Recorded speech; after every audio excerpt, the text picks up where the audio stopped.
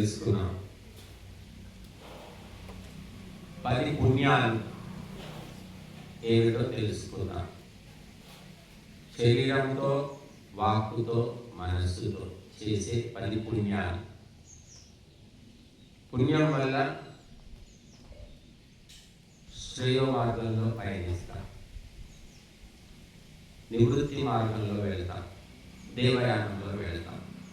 పాపం వల్ల దక్షిణాయనంలో, ప్రవృత్తి మార్గంలో వెళుతూ ఉంటాం. అందుకే పుణ్యకర్మలు మనము ఎక్కువ చేయడానికి ప్రయత్నించాలి. పుణ్యకర్మలు చేయాలంటే అందరికి ఒకటే గుర్తు వస్తుంది, డబ్బులు కావాలి కదా అంటారు. ఒకటే డబ్బులు ఖర్చు చేసేనే పుణ్యం అనుకుంటారు. డబ్బు ఖర్చు చేసే పుణ్యకార్యాలు ఉన్నాయి, డబ్బు లేకుండా చేసేవే ఎక్కువ ఉన్నాయి. అసలు డబ్బుతో చేసేవి తక్కువ.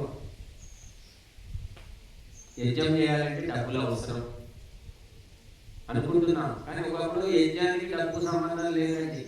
ఇప్పుడంతా ఇది ఆర్థిక వ్యవస్థ ఇలా తయారైంది కాబట్టి ప్రతి ఇంట్లో ఆవులు ఉండేవి, ప్రతి ఇంట్లో నెయ్యి ఉండేది, ప్రతి ఊళ్ళో చెట్లు ఉండేవి, కట్టెలు కొట్టి తెచ్చుకునేవాళ్ళు సమిధల కోసం. మరి చుట్టూ మూలికలు అన్ని కూడా సేకరించుకునేవాళ్ళు. ఇంకా డబ్బు ఎక్కడ అవసరం? యజ్ఞము చేయాలంటే డబ్బు అవసరం లేదు ఒకప్పుడు. ఇప్పుడు మనము ఆర్థిక ప్రధానమైన సమాజంలో ఉన్నాం కాబట్టి ప్రతిదానికి డబ్బు, ఆ వ్యవస్థ లేదు కాబట్టి డబ్బు అవసరం. కనుక డబ్బు లేకుండా చేసే పుణ్యకార్యాలు కూడా మనుషులు చేయలేకపోతున్నారు. ఎందుకంటే తెలియదు ఒకటి, సంకల్పం లేకపోవడం, సంస్కారం లేకపోవడం కూడా కారణం.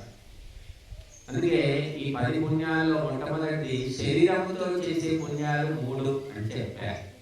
ఒకటేమిటి? దానము. శరీరంతో ఏం చేయగలుగుతాము? దానం. దానం అంటే ఒకరికి ఇవ్వడం.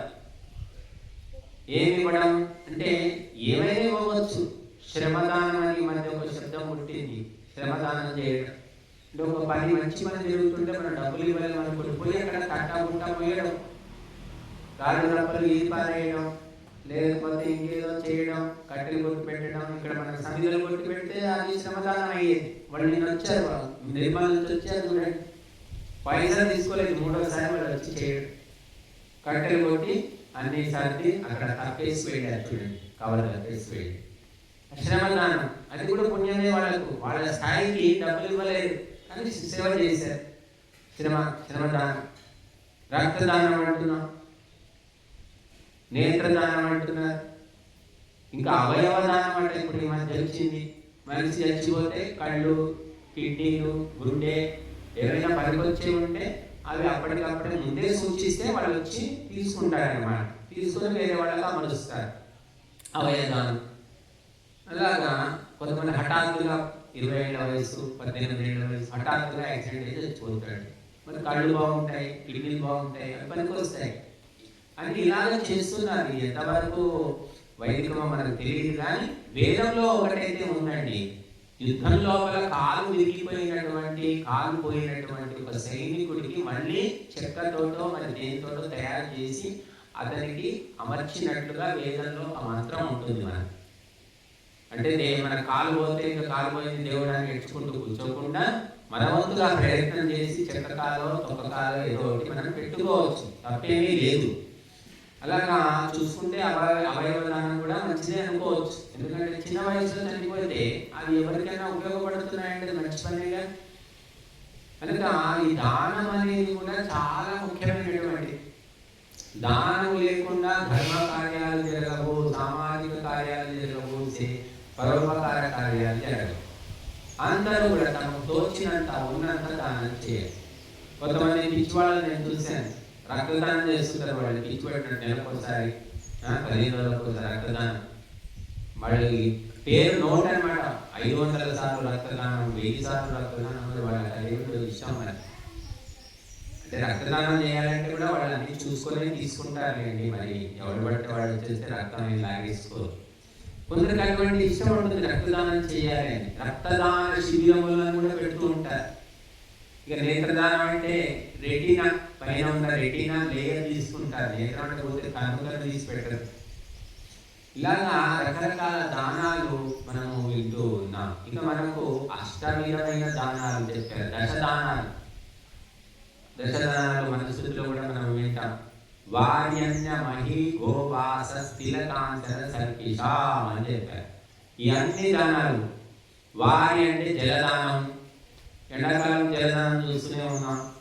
అవి పెడతారు, ఏమంటారు, చలివేంద్రం పెట్టేసి కుండలో నీళ్లు పోసి పెట్టి రాత్రంతా తెల్లవారి 6 లీటర్ల నీళ్లు స్నానం చేస్తూ ఉంటారు. ఎండకు మడిపోయి ఆ గ్లాస్ నీళ్లు తాగితే అమృతం అయినట్టు ఉంటుంది. దేవుళ్ళ కనబడతాడు అప్పుడు మనకు వాడు. కొత్త టైంలో నీళ్ళు ఇస్తా అంటే కూడా ఎవరైనా తీసుకోవాలి. కానీ ఆ సమయంలో మాత్రం చలివేంద్రం పెట్టినవాడు కూడా పుణ్యాత్ముడు రా అనుకుంటాం మనం.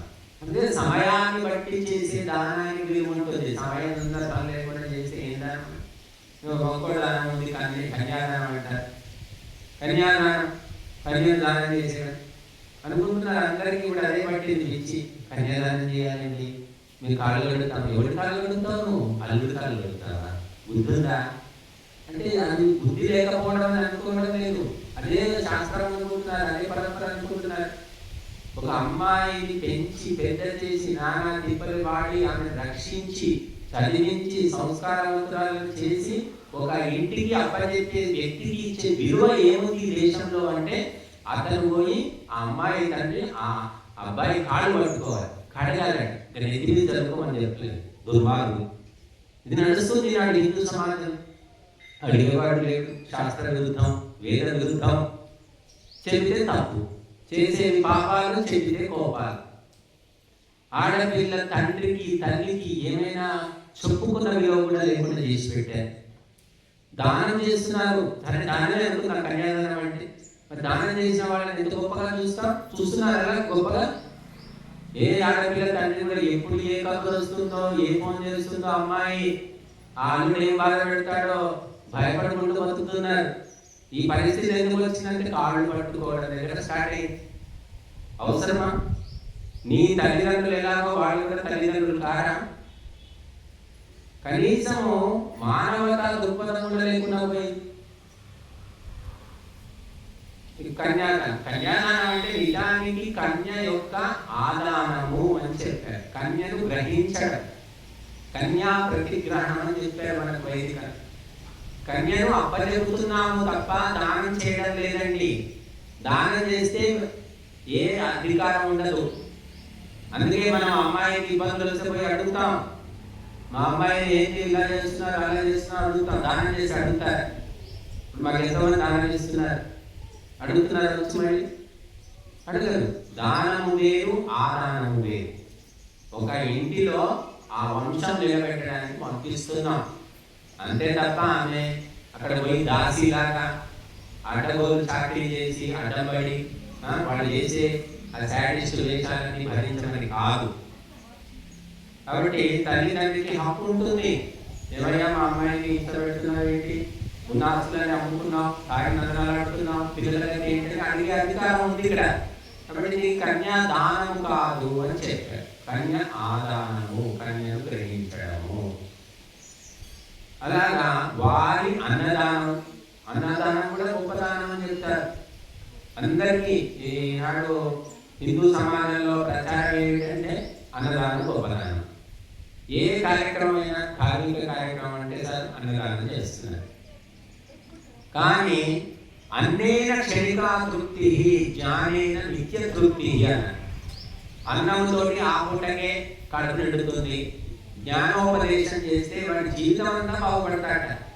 కాబట్టి ఇది గొప్ప దానం అన్నారు. ఏది? ఉపదేశము చెప్పడము, జ్ఞానదానము, బోధ చేయడము, ఇది గొప్పది. అన్నదానం కంటే గొప్పదన్నారు. కానీ హిందూ సమాజంలో వండుకోవడం తినడం తప్ప ఏమీ లేదు. జ్ఞానదానం అనేది సున్నా అయిపోయింది. గురువులు ఉన్నారు, చెప్తారు, ఉపదేశిస్తారు అంటే కూడా వినే ఓపిక లేదు, పిలిపించుకొని చెప్పించుకునే తెలివి లేకుండా అయిపోయాయి. కాబట్టి అన్నదానం గొప్పదే, కానీ ఆ పూటకే. మళ్ళీ సాయంత్రం వండి పెడతారు, సాయంత్రం వండి పెట్టామని అంటారు. కాబట్టి అన్నదానము తాత్కాలికము అని చెప్పారు. జ్ఞానదానం, అన్నం ఎట్లా సంపాదించుకోవాలి, అన్నం ఎట్లా వండుకోవాలి అని నేర్పిస్తే జీవితాంతం వాడే వండుకుంటాడు, వాడు సంపాదించుకుంటాడు, తింటాడు. అది దేనివల్ల? జ్ఞానం వల్ల వస్తుంది. పిల్లలకు మనం చిన్నప్పుడు తినిపిస్తాం, 2 ఏళ్ళు 3 ఏళ్ళు కలిపి వెంటబడి 2 ఏళ్ళు 5 ఏళ్ళు కూడా వాడు తినడు. అదే 10 ఏళ్ళు వచ్చాక ఆకలి వేస్తుంది, వాడిపోతాడు, తీసుకుంటాడు, తింటాడు. కాబట్టి సమాజం లోపల జ్ఞానదానం లేదు, గురువులు చెప్పడం లేదు, చెప్పే గురువులు లేవు. చెప్పే గురువు ఉంటే పిలిచేవాడు లేడు, వినేవాడు లేడు. ఇది పరిస్థితి. కాబట్టి అన్నదానము ఆకలి వేసినప్పుడు గొప్ప, ఆకలి వేసిన తర్వాత ఏం చేస్తాం? దిక్కులు చూసుకుంటూ కూర్చోవాలి. కాబట్టి అన్నదానానికి ఒక పరిమితి ఉంది, ఎప్పుడు చేయాలి, ఎంత చేయాలి అనేది. కేవలం అదే గొప్పది, మిగతావన్నీ కాదు. అందుకోసమే వారి అన్న మహి అంటే భూదానం కూడా గొప్పదని చెప్పారు. ఈ అష్టదానాల్లో ఇది ఒకటి. భూదానం వడిస్తున్నాడు కూడా ఒకటి పడతాయి. రియల్ ఎస్టేట్ వచ్చేసింది. 1 ఎకరం 5 కోట్లు 3 కోట్లు, గజం 50,000, ₹1,00,000. ఎవరు దానం ఇస్తాడు? 6 గజాలు కూడా ఒకటి దానం ఇచ్చేవాళ్ళు. గురువులు ఆశ్రమం కట్టుకుంటారు, ఏదో గురుకులంగా పెట్టుకుంటారంటే పూర్వం ఇచ్చేవాళ్ళు ఎకరం 10 ఎకరాలు కూడా ఇచ్చిన వాళ్ళు ఉన్నారు. ఇప్పుడు 1/2 ఎకరం కూడా ఇచ్చేవాళ్ళు లేదు. ఎందుకంటే రియల్ ఎస్టేట్ అమ్ముకుంటే 50 లక్షలు వస్తుంది. అది ఆ రకంగా భూదానం అనేది తగ్గిపోయింది. భూదాన ఉద్యమమే నడిపించాడు వినోబా భావే. 100ల కొద్ది ఎకరాలున్న భూస్వాముల దగ్గరికి వెళ్ళి వాళ్ళకు ఉపదేశించి వారి ద్వారా వాళ్ళకున్న ఎకరాల కొద్ది భూములను పేదవాళ్లకు పంచిపెట్టించాడు. ఒక్కొక్కరి దగ్గర 100 ఎకరాలు ఉండేవి, 1000 ఎకరాలు ఉండేవి. ఏం చేసుకుంటారు? 1000 ఎకరాలు ఏం చేసుకుంటారు అని అలాగా భూదానోద్యమ పితామహుడు అంటారు. ఇప్పుడు భూదానం లేదు, కనీసం పిడికెడు మట్టి కూడా దానం చేసేవాళ్ళు లేడు. అటువంటి నీచమైన పరిస్థితి వచ్చింది. ఎందుకంటే వాస్తవం తెలియదు. మనిషి యొక్క స్థితి ఏమిటి, గతి ఏమిటి, మనం ఏంటి, మనం పుట్టుకేంటి, మనం పోయేటప్పుడు ఏమిటి పట్టుకెళ్తామనే జ్ఞానం లేకుండా కూడబెట్టడమే కొంటా పోతున్నారు. కొంత ఆ ఊళ్ళో ఒక ప్లాట్, ఈ ఊళ్ళో ఒక ప్లాట్, హైదరాబాద్లో ఒకటి, ఇంకెక్కడో ఒకటి కొని పెట్టుకుంటున్నారు. ఎవరు ఉండేది చచ్చేది, ఎవరు ఆక్రమించుకుంటాడు, కబ్జాలు అయిపోతున్నాయి. అవి కూడా పెద్ద కేసులు. ఇంకా భూదానం కూడా గొప్పదే, కానీ యోగ్యులకు, గురువులకు, ఉత్తములకు దానం ఇవ్వాలి. మీ అమ్మాయిని ఎవరు పడితే వాడు కబడెత్తారా? ఎన్నో ఊళ్ళు గాలిస్తాడు, ఎన్నో సంబంధాలు చూసి ఎవరితో కట్టబెడతాడు, మన కర్మ బట్టి వాడు దొరుకుతాడు. అలాగా గురువులు, ఉత్తములు ఎవరు అనే జ్ఞానం లేకపోతే ఎవరికి పడితే వాళ్ళకు దానం ఇస్తున్నారు. ఉత్తమ గురువులు మాత్రం దిక్కులు చూసుకుంటూ కూర్చోవాలి. అది అలా ఉంది పరిస్థితి. వారి అన్య గోమహి, గోదానం ఒకటి. గోదానం కూడా గొప్పది. ఎందుకంటే పూర్వము యజ్ఞం చేసుకోవాలంటే, మరి వేద పాఠం చేయాలంటే, మరి ఇవన్నిటికీ కూడా నెయ్యి అవసరం, పాలు అవసరం. కాబట్టి బ్రాహ్మణులకు, విద్వాంసులకు గోదానం చేసేవాళ్ళు. ఇప్పుడు గోదానం ఇస్తామన్నా మేము తీసుకునే పరిస్థితుల్లో లేము. ఎందుకంటే గోవును తెచ్చి కట్టేసి దాన్ని చూడాలి, చెయ్యాలి. ఎవరున్నారు? మనుషులుంటే చేయొచ్చు, మనుషులే లేదు. కాబట్టి గోదానం కూడా పెద్ద భారం అయిపోతుంది. అందుకే ఇస్తామన్నారు కొంతమంది. మా ఉదయం మాత్రమే వండుకొని తినలేక వాటిని చూసేంత ఓపిక, సమయము లేదు, ముఖ్యంగా సమయం.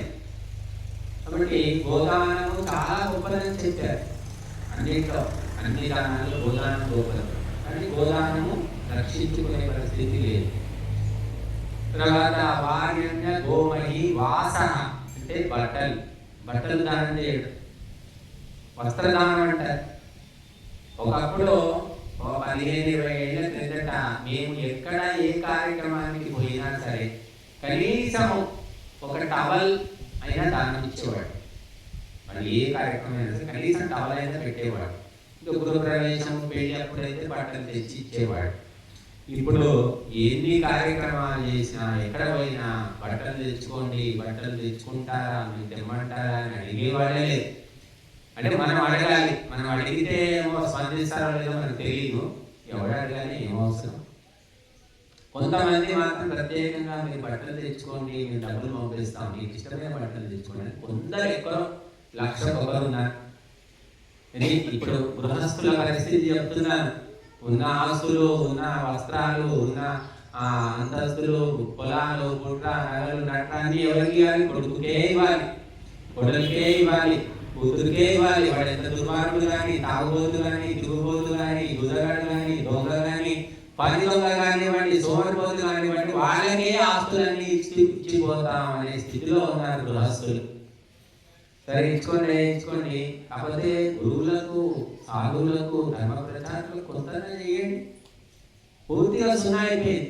మాకు బట్టలు ఇస్తే మేము ఏం చేసుకుంటామండి, ఏం చేసుకుంటామా? జమైపోతే అవన్నీ కూడా ఎంతో మందికి నేను ఇచ్చేవాడిని. దాచిపెట్టి ఎవరికి బట్ట వాళ్ళకి ఇచ్చేవాడు. ఇప్పుడు ఇవ్వడానికి మా ఆంటీసే కదా ఎవరైనా. మాకు ఇస్తే ఎవరికైనా ఇస్తాను, మాకే ఇవ్వండి ఎవరికి ఇస్తాను. అగ్నిదేవుడికి దానం చేస్తే అగ్నిదేవులకు చేరుతుంది. అగ్నిదేవుడికే మనం సమర్పించకుంటే ఆ అగ్నిదేవుడు ఎక్కడి నుంచి ఇస్తాడు? గురువులకు ఇస్తే గురువులు ఇస్తారు. గురువులకే ఇవ్వకుండా ప్రతి పండుగలకు కొత్త బట్టలే, గురువులు మాత్రం అవే పాత బట్టలు వేసుకొని తిరుగుతూ ఉంటారు. ఇక్కడ మొన్న గురు పూర్ణిమ అయింది. గురు పూర్ణిమ అయితే మన రాజిరెడ్డి గారు మా ఇద్దరికి బట్టలు తెచ్చాడు. ఆయన మేము తెమ్మని చెప్పలేదు, మరి ఆయన ఇలా మంచి బట్టలే తెచ్చాడు, మాకు సరిపోయే బట్టలే లెక్క ప్రకారం తెచ్చాడు. మనతో పోయినసారి ఏమో భాస్కర్ రెడ్డి తెచ్చినట్టున్నాడు.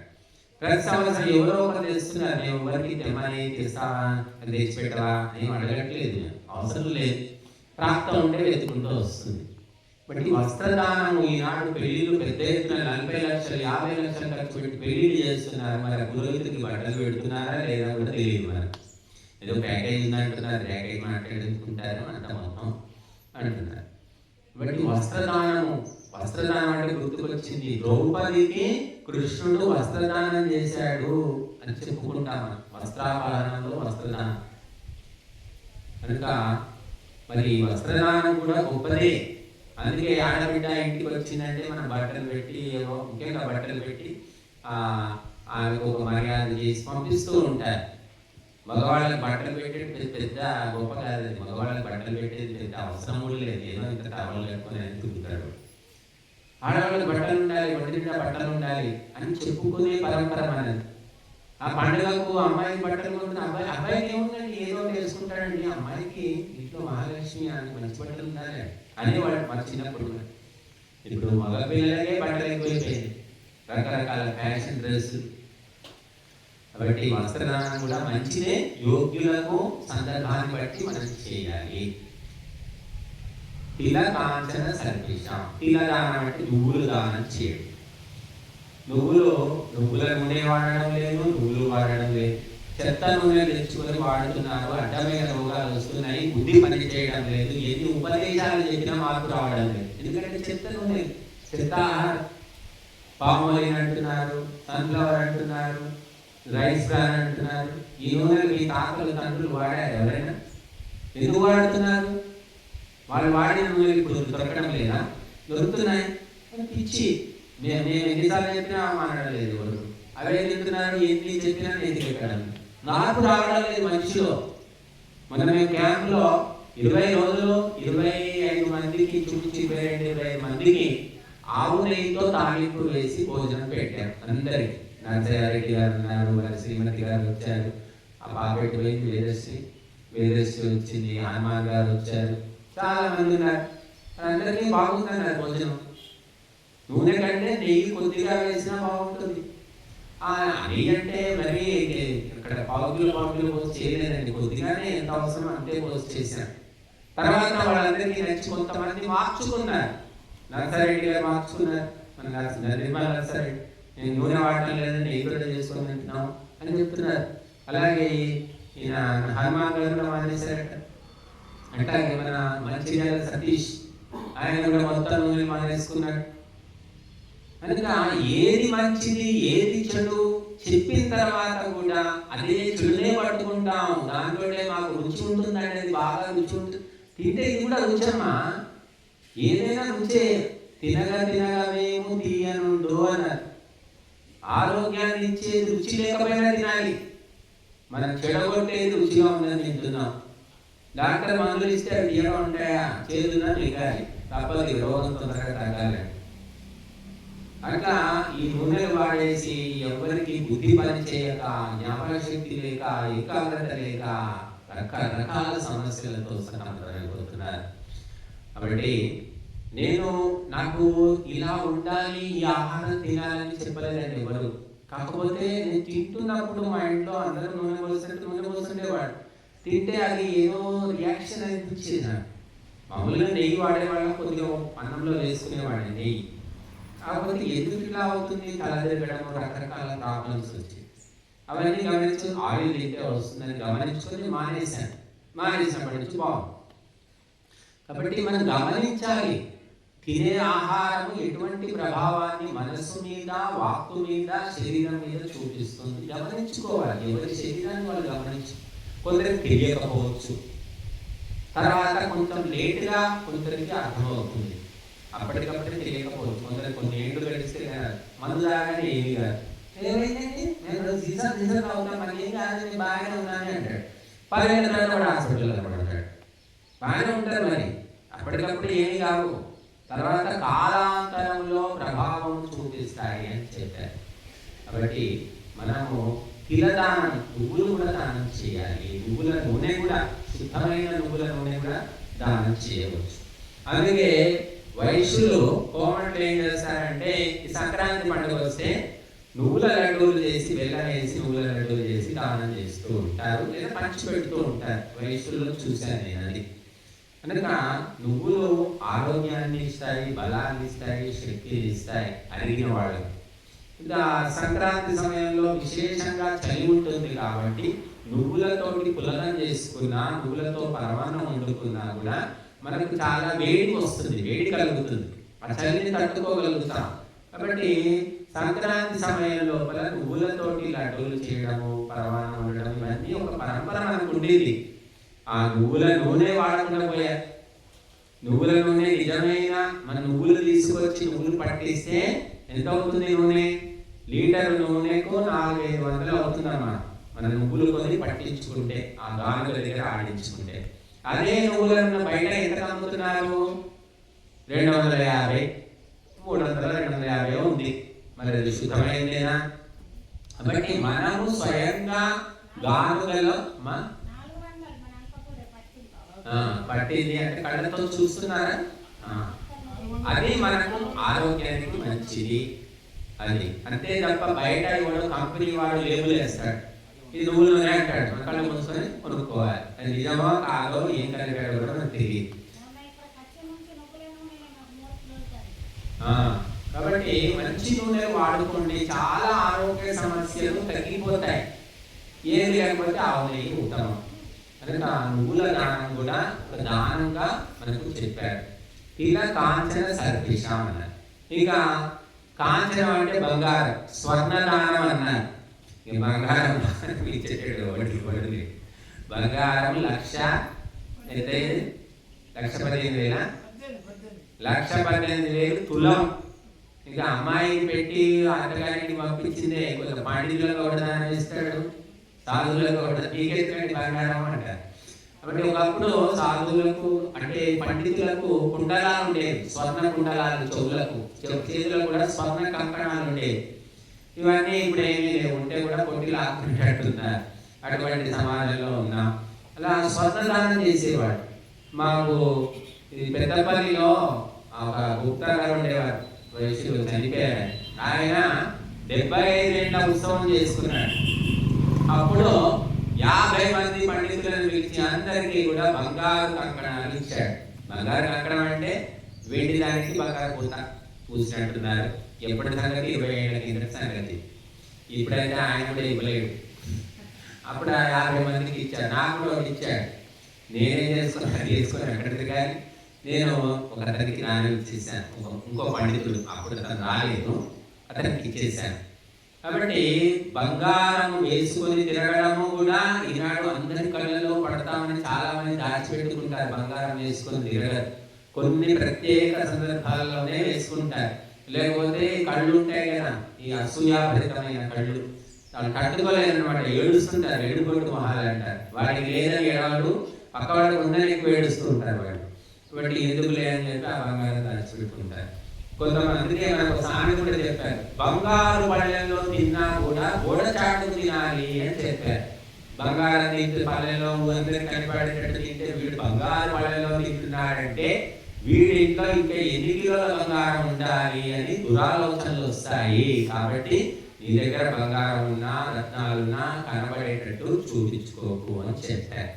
కాబట్టి స్వర్ణదానం కూడా గొప్పది అన్నారు. ఒకప్పుడు ఉండేది, మహారాజులు మహారాజులు చేసేవాళ్ళు. ఇప్పుడు అది మాత్రం ఆశ పెట్టుకోవడానికి కూడా వీల్లేదు. ఇంకా చివరిది సర్పి అంటే నెయ్యి దానం, ఆజ్యం ఘృతదానము. పూర్వం ఏం చేసేవాళ్ళంటే గుళ్ళ లోపల దీపాలు వెలిగించడానికి నెయ్యి వాడేవాడు. కాబట్టి దేవాలయాలకు నెయ్యి దానం చేసేవాడు. పండితులకు కూడా నెయ్యి దానం చేసేవాడు. ఎందుకంటే పండితులు హోమం చేసుకోవడానికి వాళ్ళ భోజనానికి వాడుకుంటారని నెయ్యి దానం చేసేవాడు. నెయ్యి దానం చేసేవాళ్ళు కూడా మనకి ఎవరు కనపట్టలేదు. హోమం అని చెప్తే మాత్రం కొంతమంది ఇచ్చారు, నెయ్యి కోసం అంటే హోమంకి అని చెప్పేసి డబ్బులు ఇచ్చారు. నిన్న శ్రీకాంత్ వచ్చాడు, కిలో నెయ్యి ప్యాకెట్ తెచ్చి ఇచ్చిపోయాడు. అలాగా నెయ్యి దానం ఎవరికి ఉపయోగపడుతుందంటే విద్వాంసులకు పండితులకు ఉపయోగపడుతుంది. ధర్మ కార్యాలు నెయ్యి లేకుండా జరగవు. కాబట్టి వాళ్ళకి ఇస్తే సదుపయోగం అవుతుంది. వేరే వాళ్ళకి ఇస్తే మేము నెయ్యి తినమండి, అసలు మాకు ఆస్తి కూడా పడదండి, ఏం చేసుకుంటామండి అంటారు.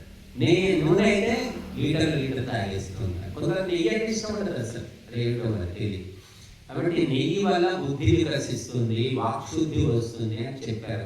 అందుకే గంగి గోవు పాలు గరిటెడైనను చాలు అన్నారు. కాబట్టి ఆ నెయ్యి అంటే కూడా పడని వాళ్ళు అదేమిటో మరి మన కర్మ అనుకోవాలి. కాబట్టి మరీ నెయ్యి ఎక్కువ కేజీ తినమని వాళ్ళు చెప్పట్లేదు. మన ఒంటికి ఎంత సరిపడుతుందో అంతవరకే వాడుకోవాలి. మనం చేసే పని బట్టే ఆహారం తీసుకోవాలి. కనుక ఈ రకంగా అష్టదానాలు చెప్పారు. కాబట్టి శరీరంతో చేసే ఒక పుణ్యకర్మ ఏమిటంటే దానము. ఏదో ఒక దానం చేయాలి. దానం లోపల ప్రాణదానం అని చెప్పారు. ప్రాణదానం ఎవరైనా ఆపదలో ఉన్నాడు, కష్టంలో కొట్టుమిట్టాడుతుంటే పోయి మనం రక్షిస్తే ప్రాణదానం చేశారు. అది ప్రాణదానానికి ఇదిగా వస్తుంది. కనుక ఎవడైనా వ్యాపారంలో నష్టపోయి లేకపోతే రకరకాల ఇబ్బందులతో కొట్టుమిట్టాడుతుంటే వాడి మీద 4 రాళ్ళు వేస్తూ ఉంటారు బంధువులు. అటువంటి మనస్తత్వాలు ఉన్నాయి. కానీ నిలబెట్టాలి, సాధనైన సహాయం చేయాలి అనేవాళ్ళు చాలా తక్కువ ఉన్నారు బంధుత్వాల్లో. ఇంకా ప్రాణదానం కూడా ఒక దానమే. ఇంకా అన్నిటికంటే గొప్పది ఏమిటి అంటే మన సూత్రులు ఇవన్నీ చెప్పి లాస్ట్కి ఏమన్నాడు, సర్వేషామేవ దానానాం బ్రహ్మదానం విశిష్యతే అన్నాడు. అన్ని దానాలలోకి కూడా విద్యాదానము, వేద ప్రచారము, వేదోపదేశ దానము గొప్పది అన్నారు. కనుక అన్నం పెడితే అరిగిపోతుంది, చీరలు ఇస్తే చిరిగిపోతాయి. చెప్పిన ఉపదేశం ఎత్తికెక్కితే మనిషి జీవితమే మారిపోతుంది. కాబట్టి ఈ దానం గొప్పదన్నారు. కాబట్టి విద్యాదానం. అందుకే పూర్వం ఏం చేసేవాళ్ళు, ఒక 20 ఏళ్ల కిందట మాలాంటి పండితుల్ని పిలిపించి ఇలా ఊళ్ళో 3 రోజులు కార్యక్రమం, ఒక గృహస్థుడు పిలిచేవాడు. 3 రోజులు గాయత్రి యజ్ఞము, లేకపోతే 5 రోజులు యజుర్వేద పారాయణ యజ్ఞము అని కార్యక్రమాలు స్వయంగా ఏర్పాటు చేసి మమ్మల్ని పిలిచి మా ద్వారా చేయించి ప్రజలందరికీ ఉపదేశం ఇప్పించేవాడు, మంచి మాటలు చెప్పించేవాడు. ఇప్పుడు ఎవరు పిలిచేవాళ్ళు లేదు, చెప్పించేవాళ్ళు లేదు, చెప్పినా వచ్చి వినేవాడుగా అనబట్టలేదు. అలాగ నిలజారిపోయారు. కనుక మనము చెప్పలేము, మనం చెప్పడం చేత కాదు. మనం చెప్తే జనం వినరు. చెబితే వినే వ్యక్తులను మనం పిలిపించి వారి ద్వారా చెప్పిస్తే కూడా పుణ్యం వస్తుంది అని చెప్పారు. బట్ అన్ని దానాల్లోకి గొప్పది ఏమిటంటే స్థిరమైన దానం, శాశ్వతమైన దానము విద్యాదానము అన్నారు.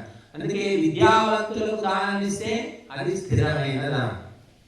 అందుకే పండితులకు, విద్వాంసులకు, వేద ప్రచారకులకు, ధర్మ ప్రచారకులకు దానం ఇస్తే అదేమిటంటే అగ్నిలో వేస్తే సమస్త దేవతలకు చేరినట్టుగా ఈ మొత్తము సమాజానికి ఉపయోగపడుతుంది. ఎందుకంటే వాళ్ళు ఏం తింటారు చెప్పండి, విద్యావంతులు మీరు గుర్తుపెట్టుకోండి. మనం ఎంత విద్య నేర్చుకుంటూ ఉంటామో ఆహారం తగ్గిపోతుంది. మనం ఎక్కువ తినలేము. బుద్ధిమంతుడు ఎక్కువ తినడు, ఎక్కువ వాగుతాడు తప్ప తినడు. కనుక కాయ కష్టం చేసేవాళ్ళు ఎక్కువ తింటారు. ఎందుకంటే శారీరక శ్రమ, ఇక్కడ శారీరక శ్రమ ఉండదు, బౌద్ధికమైన శ్రమ. కాబట్టి తక్కువ ఆహారం, క్వాలిటీ ఉన్న ఆహారం తింటాం, క్వాంటిటీ కాదు. కాబట్టి విద్యావంతులకు దానం చేయడమే అత్యంత శ్రేష్టమైన దానము. ఆ విద్యావంతులు చేసే విద్యాదానము అది అన్నిటికంటే గొప్ప దానం అని తీర్చి చెప్పారు. కాబట్టి ఇక్కడ శరీరంతో చేసే దానాల లోపల విద్యాదానం గొప్పది. మిగిలినవన్నీ కూడా తమ స్థాయిని బట్టి గొప్పవే, ఆయా సందర్భాలను బట్టి. కాబట్టి ఎవరికి తోచిన దానం వాళ్ళు చేసుకొని పుణ్యాన్ని సంపాదించుకోవచ్చు. సేవ కూడా ఉంది, నెక్స్ట్ అదే చెప్తున్నారు. కాబట్టి ఈ దానము శరీరంతో చేసే పుణ్యకార్యము. రెండవది ఏమిటి అంటే సేవ అని చెప్పారు. అంటే శరీరంతో మనం చేసే పనుల్లో సేవ ముఖ్యమైనటువంటి, అది కూడా పుణ్యమే. సేవ చేయాలంటే డబ్బులు ఇస్తే చేసేవాళ్ళు ఉన్నారు, కొందరు డబ్బులు ఇచ్చినా కూడా చేయరు, కొందరు అసలు డబ్బులు తీసుకోకుండా ఫ్రీగా చేసిపోతారు.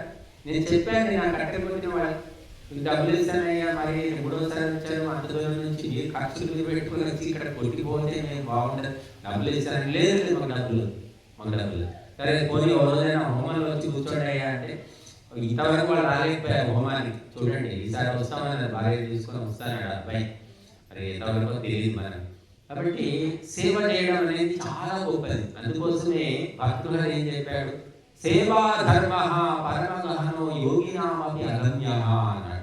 సేవా ధర్మం అనేది ఏమిటంటే చాలా లోతైనటువంటిది అంట. అది యోగులకు కూడా అసాధ్యమని చెప్పాడు. యోగం చేసుకోవచ్చు కళ్ళు మూసుకొని ముక్కు మూసుకొని, కానీ సేవ చేయడం కష్టం. ఎందుకంటే సేవ చేసి మెప్పించాలి. ఎవరికి సేవ చేశామో వాళ్ళు తృప్తి చెందాలి. ఏముంచాడు ఇదంతా చెత్త అక్కడ ఉంది అక్కడ ఉంది అంటే ఇంకేం సేవ? ప్రతి ఒక్క దాంట్లో సేవ చేసి ఊకాలు డబ్బు కొట్టుకునేది. ఆ సేవను పొందిన వాళ్ళు తృప్తి చెందాలి, వాళ్ళు చెప్పాలి బా ఎంత బాగా గీయతో అసలు ఇంతవరకు పొందిన వాళ్ళే మెరిసిపోతున్నాయి అని అలా మెచ్చుకోవాలి. అంతే తప్ప సేవ చేసిన వాళ్ళు డబ్బు కొట్టుకొని తిరుగుతున్నారు ఈ కలియుగంలో. ఆ సేవ పొందిన వాళ్ళేమో నెత్తి కొట్టుకుంటున్నారు. ఏం సేవ చేసినా కళ్ళకి ఏదో నోరు చూసుకోవాలి, గడ్డి లేక చేయించుకుంటున్నాం అని చెప్తున్నారు అలా.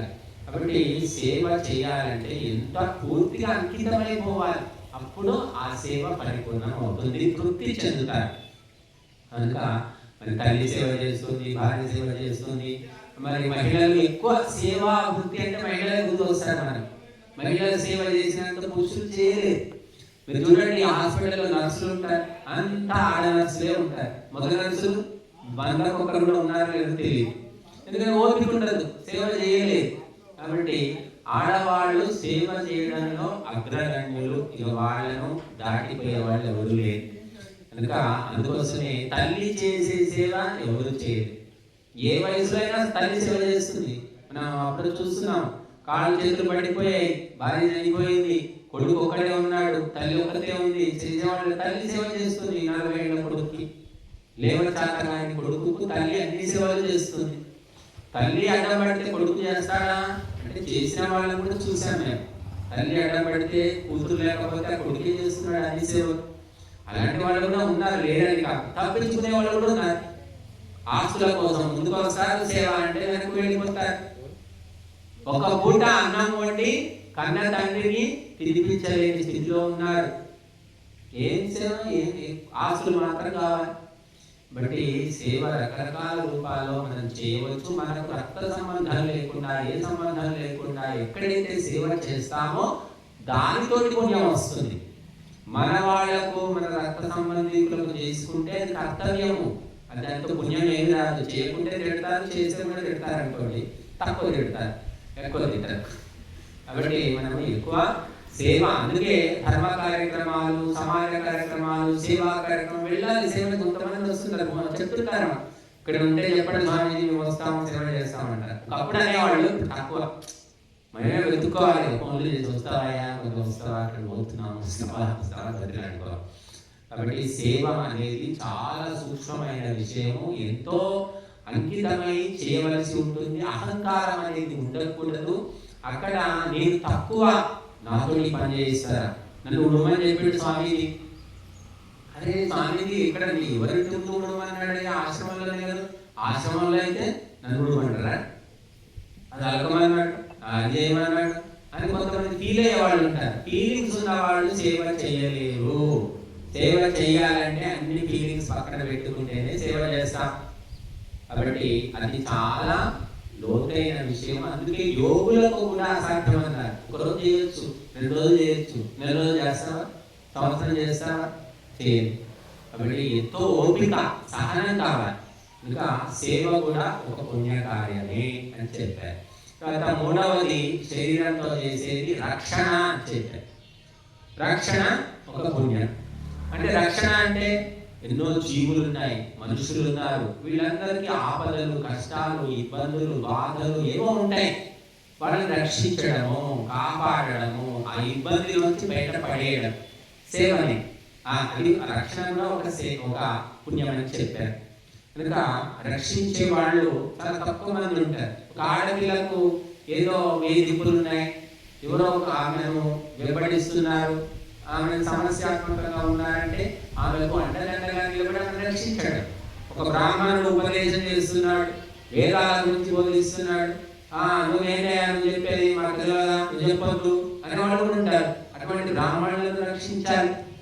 అలాగా రక్షణ కూడా పుణ్యకార్యము అని చెప్పారు. ధర్మాన్ని బోధించేవారు, ధర్మాన్ని ఆచరించే వాళ్ళను మనం రక్షించాలి, రక్షించుకోవాలి. అది కూడా పుణ్యమే. అందుకోసం ఏం చెప్తాం, గో బ్రాహ్మణేభ్యః శుభమస్తు నిత్యం అంటాం. గోవులకు, బ్రాహ్మణులకు నిత్యం శుభం జరగాలి. ఎందుకు జరగాలంటే అది ఉంటేనే ధర్మం అనేది ఉంటుంది. గోవులు లేకపోతే ఏమైంది? ఒకప్పుడు ఆవు పాలు తాగి, ఆవు పెరుగు, ఆవు వెన్న తిన్నప్పుడు మరి ఇలా ఉండేవాళ్ళు కదా, మొద్దు శుభలాగా తయారయ్యారు. ఎంత చెప్పినా నెత్తికి ఎక్కడం లేదు. కారణం ఏంటంటే ఆవు పాలు లేవు, ఆవు నెయ్యి లేదు, ఆవు వెన్న లేదు, ఒక్కరింట్లో కూడా ఆవులు కనబడటం లేదు. అంత కల్తీ పాలు, కల్తీ నెయ్యి వాడేసి బుద్ధి మందగించిపోయింది. కాబట్టి గోవులు ఉండాలి. గోవులు అంటే సంకర గోవులు కాదు, మన దేశీ గోవులు. అలాగే బ్రాహ్మణులు, విద్వాంసులు, పండితులు, ధర్మ ప్రచారకులు ఉంటేనే ధర్మాధర్మాలు తెలుస్తాయి. తెలిస్తేనే ఆచరిస్తాం. చెప్పేవాడు లేకపోతే ఏమవుతాం? పుస్తకాలు చదవండి అంటే ఎంతమంది చదువుతారు? కాబట్టి గో బ్రాహ్మణేభ్యః శుభమస్తు నిత్యం అనేది మనం రోజు చెప్పుకుంటాం. ఎందుకంటే ధర్మానికి కేంద్ర బిందువులు గోశాల ఉండాలి, యజ్ఞశాల ఉండాలి, వేద పాఠశాల ఉండాలి. అక్కడ ధర్మం ఉన్నది అని అర్థం. కాబట్టి ఎన్ని ఊళ్ళలో ఉన్నాయి? గోశాలలు ఉన్నాయా, యజ్ఞశాలలు ఉన్నాయా, వేద పాఠశాలలు ఉన్నాయంటే చాలా తక్కువ. ఎక్కడో కొన్ని పుణ్యక్షేత్రాలు, ఆ శ్రీశైలం, ఆ తిరుపతి, ఆ కాళహస్తి, ఎక్కడో కొన్ని చోట్ల ఉన్నాయి వేద పాఠశాలలు, అంతటా లేవు. కాబట్టి మనము అందుకోసమే ధర్మ రక్షణ కోసము పాటుపడే వాళ్ళను మనం రక్షించాలి. అది ప్రధానం అన్నమాట. రక్షాబంధన ఒక పండుగ ఉంది మనకు. ఎవరి రక్షాబంధనం అంటే ఎవరిని రక్ష కొరకు బంధించడం. ఎవరిని రక్షిస్తాము? రక్షాబంధనం రాఖీలు కడతారు. అమ్మలక్కలందరూ కూడా రాఖీలు తీసుకుని బయలుదేరుతారు. తమ్ముడికి, అన్నకు, బాబాయికి, నా పెద్దనాన్నకు కట్టేస్తారు. ఎందుకు కడతారంటే ఆ మహిళలను రక్షించాలి. ఆమెకు కష్టం వచ్చినప్పుడు, ఇప్పుడు కాదు ఎప్పుడు పడితే అప్పుడు పోయి రక్షించేది ఏమీ లేదు. ఆమె ఇబ్బందుల్లో ఉన్నప్పుడు, బాధల్లో ఉన్నప్పుడు, కష్టాల్లో ఉన్నప్పుడు అన్న, తమ్ముడు, సొంత రక్త సంబంధికులనే కాదు ఎవరైనా కూడా ఆ భావన ఉన్న వాళ్ళు రక్షించవచ్చు. అందుకోసమని రక్షాబంధనం అనే పండుగ వచ్చింది మనకు. బట్టి రక్షణ కూడా ఒక పుణ్యకార్యము, శరీరంతో చేసేది అన్నారు. కొంతమంది మన సైనికులందరూ కూడా మనల్ని రక్షిస్తున్నారు. సరిహద్దులు ప్రాణాలు కూడా పోతున్నాయి, వాళ్ళ కుటుంబాలు అనాథలైపోతున్నాయి. కొంతమంది ఉంటారు, ఎవరితో రక్షించడం, నీళ్ళలో మునిగిపోతుంటే రక్షించడానికి పెడతారు, వాడు మునిగిపోతాడు, మీరు రక్షిస్తాడు. అటువంటి సంఘటనలు ఎన్నో ఉన్నాయి. హైదరాబాద్ లో హుసేన్ సాగర్ దగ్గర ఎంతో మంది ఆ నీళ్ళలో దూకి చావడానికి వస్తుంటారట. శివ అనే వ్యక్తి కొన్ని వందల మందిని రక్షించాడట నీళ్ళలో దూకి. ఆయనకు అదే పని అక్కడ ఉంటాడట. చూడండి, అటువంటి పరోపకార కార్యం కూడా తమ లక్ష్యంగా పెట్టుకున్న వాళ్ళు ఉన్నారు. కాబట్టి రక్షణ అనేది కూడా పుణ్యకార్యమే. అది మనము అందుకోసమే శరీరంతో చేసే 3 పుణ్యాలు: దానము, సేవ, రక్షణ. కనుక మీరందరూ కూడా ఏది ఎప్పుడు ఎక్కడ వీలైతే అది చేయడానికి ప్రయత్నం చేయండి. ఇది తక్కువ, ఇది ఎక్కువ, నా పరువు పోతుంది, నన్ను ఇంకో రకంగా చూస్తారని మాత్రం అనుకోకండి. అవన్నీ మీ మనసు అనుకుంటున్న భావనలు. అందరికీ అటువంటి ఆలోచనలు ఉండవు. కాబట్టి మరి ఈ తర్వాత వాక్కుతో చేసేటటువంటి పుణ్యాలు 4 అని చెప్పారు. మనం సాయంకాలం చెప్పుకుందాం. అవి